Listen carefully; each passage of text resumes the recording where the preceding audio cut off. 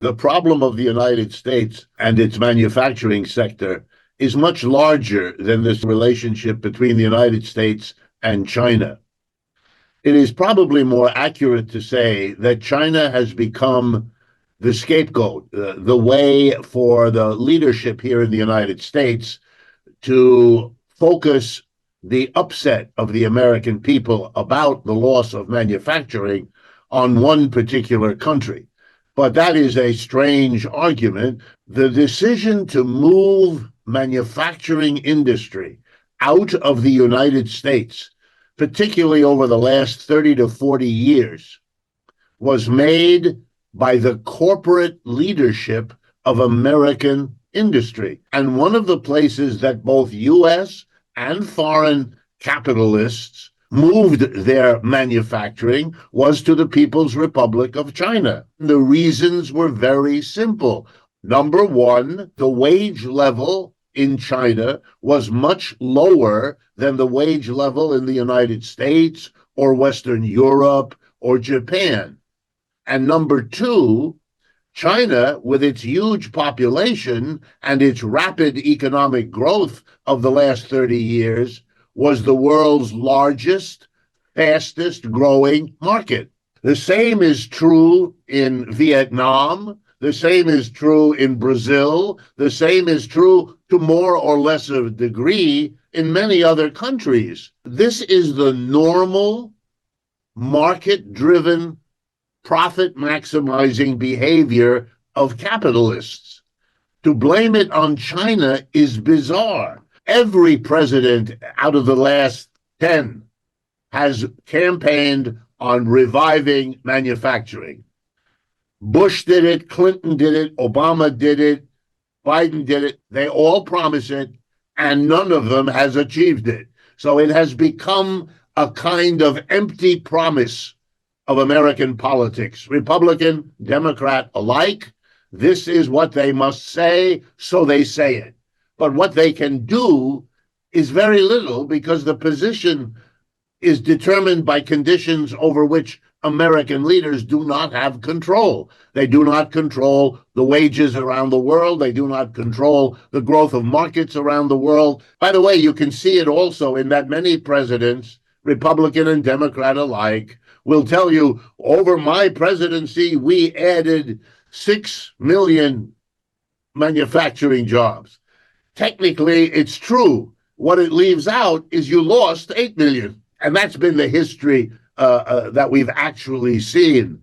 And I would argue further that I don't see much prospect for manufacturing to come back to the United States.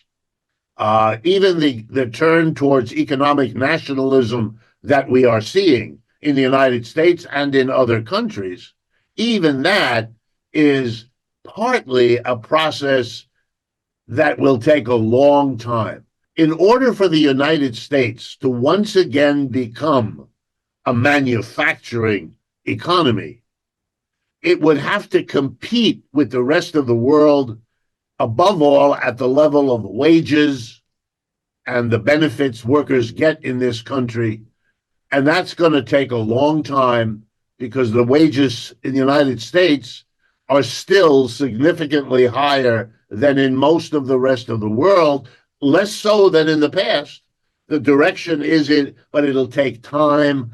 If Mr. Trump resumes his program from his first period as president, namely to apply high tariffs to Chinese exports to the United States, if he does that, it will, of course, raise prices inside the United States because Americans buying Chinese goods will have to pay the price China charges, plus, in addition, the tariff implied by Washington that goes to Washington, and that means prices will go up. Well, that's not good for the inflation. The United States has a problem with inflation. Mr. Trump campaigned for president on a program of fighting inflation. If he's going to fight inflation, he can't apply tariffs to China. And if he's going to apply tariffs to China, it's going to make the inflation worse, not better. We have no idea how this contradiction is going to be handled at this point. Mr. Trump renegotiated the legal agreements between Canada, Mexico, and the United States that he would tariff against Canada and against Mexico.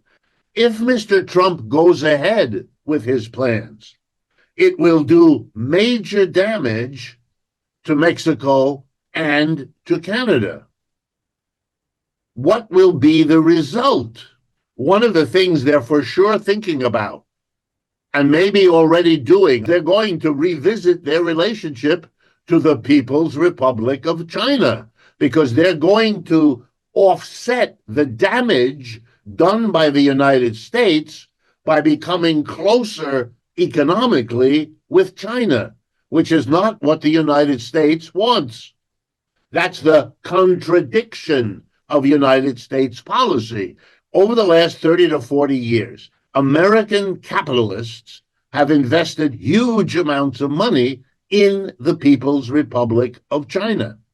And they did so with the intention and the plan of producing not only for the Chinese market, but for the global market. They are not interested in economic nationalism.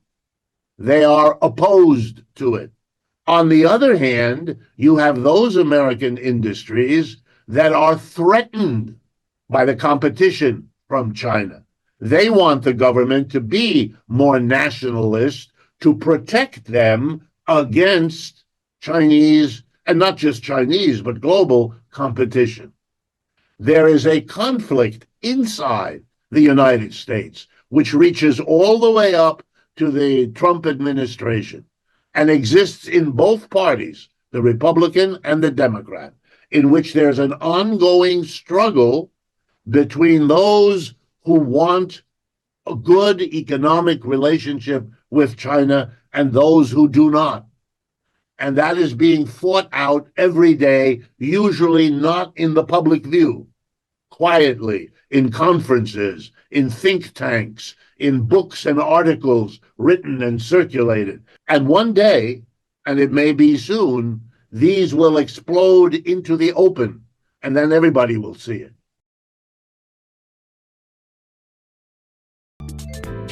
偷偷告诉大家，我最近发现了新法宝 Royal Face 逆时奇迹系列，它有活肤露、全效精华，还有精华霜。尤其我皮肤比较偏干，所以我非常的注重保湿。保湿做得好，肌肤自然烹润。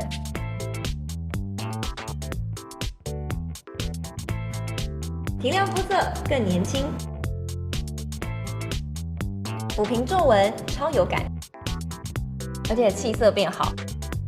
用心保养，每天都更美一点。